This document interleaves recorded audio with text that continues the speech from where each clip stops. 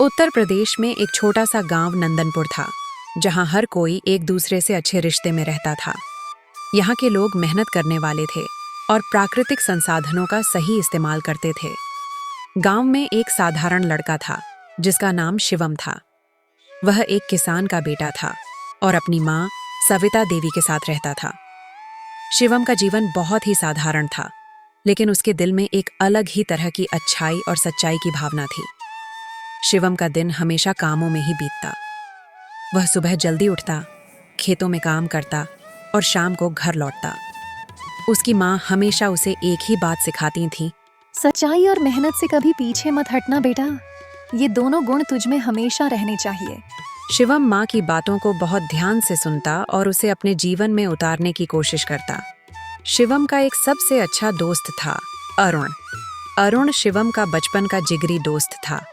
दोनों साथ में खेलते, पढ़ाई करते और एक दूसरे की मदद करते। अरुण शिवम की तरह ईमानदार नहीं था, लेकिन फिर भी वह शिवम से बहुत प्यार करता था।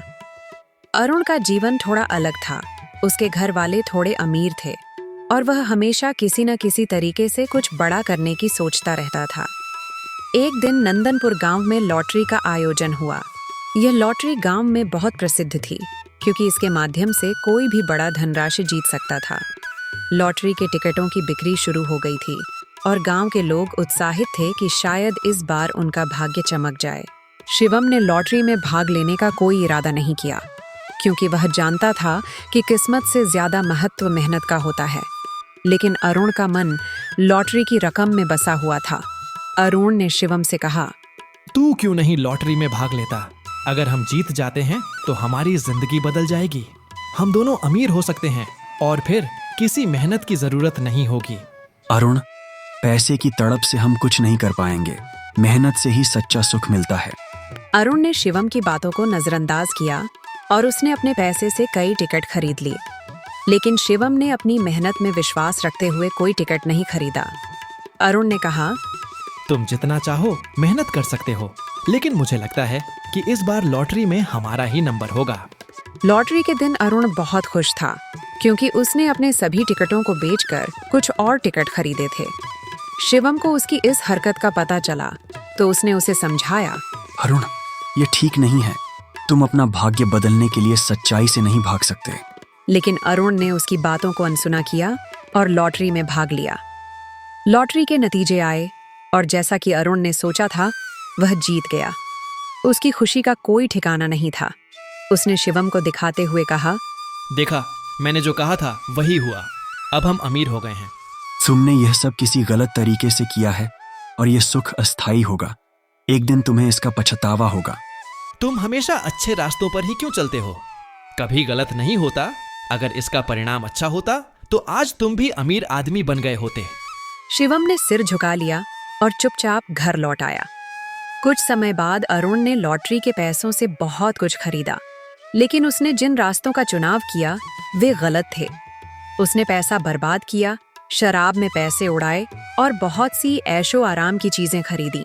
धीरे धीरे उसका धन खत्म हो गया और वह कर्ज में डूबने लगा। गांव में उसकी इज्जत भी कम हो गई, क्योंकि अब लोग उसे उस पुराने अरुण की तरह नहीं जानते थे, जो ईमानदार था और मेहनत करता था।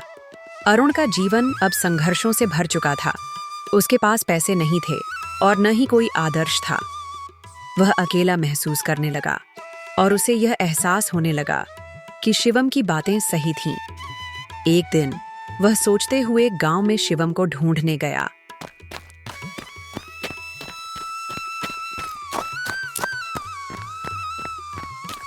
वह अब समझ चुका था कि पैसे और ऐशो आराम की चमक कभी सच्ची खुशी नहीं दे सकती। उधर शिवम ने अपने जीवन को सच्चाई और ईमानदारी से जीते हुए धीरे धीरे तरक्की की। वह न केवल गांव का सम्मानित सदस्य बन गया, बल्कि उसने गांव के बच्चों को भी शिक्षा दी और उन्हें सिखाया कि मेहनत से ही सच्चा सुख मिलता है। शिवम का नाम पूरे इलाके में प्रसिद्ध हो गया और लोग उसे एक आदर्श पुरुष मानने लगे। अरुण ने कई महीनों तक शिवम की तलाश की और आखिरकार उसे ढूंढ लिया। उसने शिवम से कहा, शिवम, मुझे माफ कर दो। मैंने तुम्हारी सलाह को नजरअंदाज किया और आज मैं खुद को खो चुका हूँ। मैं तुम्हारा शुक्रिया अदा करता हूँ कि तुमने मुझे सही रास्ता दिखाया। अच्छा ठीक है अरुण, हम सभी इंसान हैं और गलतियां करना हमारी स्वाभाविकता होती है। जो अपनी गलतियों से सीखते हैं वही सच्चे इंसान होते हैं। तुमने जो किया वह अतीत की बात है। अब तुम्हें अपनी जिंदगी की नई शुरुआत करनी होगी। अरुण ने फिर से मेहनत करने का निर्णय लिया। उसने शिवम से मदद ली और अपने जीवन को सुधारने के लिए काम शुरू किया। अब वह सही रास्ते पर था और धीरे धीरे उसने अपनी खोई हुई प्रतिष्ठा वापस पा ली। कुछ सालों बाद अरुण और शिवम दोनों ही गांव के महत्वपूर्ण सदस्य बन गए। दोनों का जीवन अब सच्चाई और ईमानदारी के रास्ते पर था।